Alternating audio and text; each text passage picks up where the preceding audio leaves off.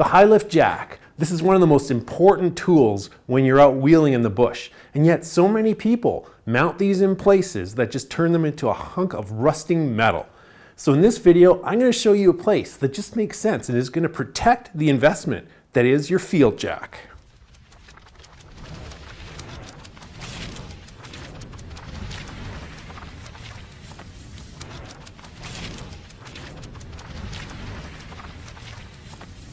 Hi there, welcome back to the channel. This is a channel dedicated not only to my 2012 Jeep Rubicon, but to Jeeps in general. And today I'll be reviewing a product that I've been really excited about for a while now. The high lift Rollbar jack mount. Now we all want to let the world know that we wheel. And so external jack mounts are pretty common and pretty popular. So you can mount it on the hood, on your front bumper, on your rear bumper, or on the side the door hinges. So all those options have one thing in common. It's an external mount, meaning your jack is going to be exposed to the elements. But at the end of the day, I really want my jack to be reliable and not a rusty, filthy mess. So High Lift offers this really great product that mounts your jack right onto the roll bar. The mount itself, which is built of cast aluminum, clamps right onto the roll bar inside your Jeep. So this is a really cool looking product, and let's get into the install and see if it lives up to the expectations I've set for it. The kit offers two lengths of clamp. Because I'm mounting mine over top of the roll bar cover and below the foam insert that wraps around the roll bar a bit higher up, the short mounts were just a bit, well, too short. The longer mounts, also included in the kit, were the perfect length. I hand tighten it down with a 14mm wrench. The procedure is the same for both driver and passenger side roll bars.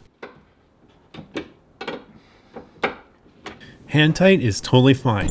Just make sure the holes in the jack line up before tightening it all the way down.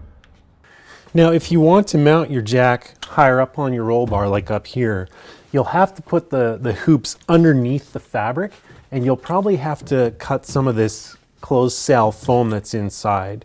And then I would probably just use maybe a soldering iron to just poke some holes for the prong to come through, and then put the aluminum piece over top of all that. But again, it's a little bit of effort. Might not be worth it, but again, if you want to mount your jack a little bit higher, that's kind of what you got to do. The jack is secured down with a pair of aluminum knobs. I would recommend using the included lock nuts to make sure the knobs don't come loose. The clearance for the back seat of my two-door is perfect.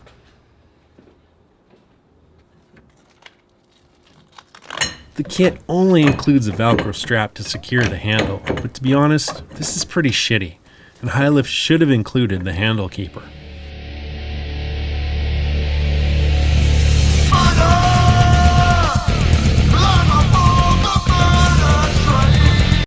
But you can see how nicely this is going to shield your jack from the elements. If you are going to mount this jack on your rear bumper, the sides, the hood, or your front bumper, definitely invest in the boot that covers this mechanism right here. It's going to ensure that your lift functions when you need it to function out on the trail. But for me, this is the perfect solution. I still have tons of room for my seat. I got lots of room for my storage stuff here. And yeah, really happy with this product. Again, it's really sturdy. I can pretty much put my whole body weight on it, and it's nice and handy if I do ever need my jack. So as you can see, it was a really easy install. It took me about 20 minutes.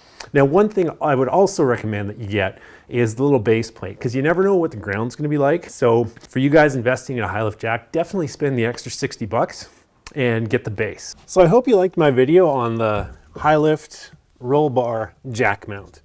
If you did like this video, click that like button and please subscribe. And maybe, just maybe, I'll see you all out on the trail. In the meantime, I'm out of here. It's too damn cold to be in the garage.